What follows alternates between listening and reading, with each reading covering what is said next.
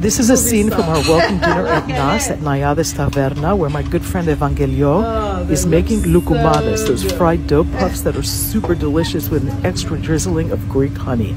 I asked her what her secret is, and she said it's a loose batter, very yeasty, that fries up super tender on the inside and crispy on the outside.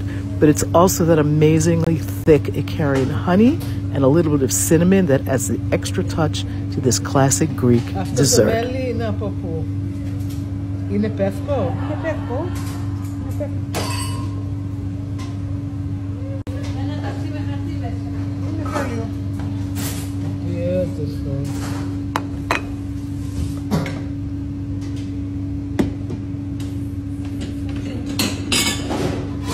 These are Loukoumades. You haven't had Loukoumades since it got here. Oh, really? These are. She makes really good ones. Loukoumades. Really good.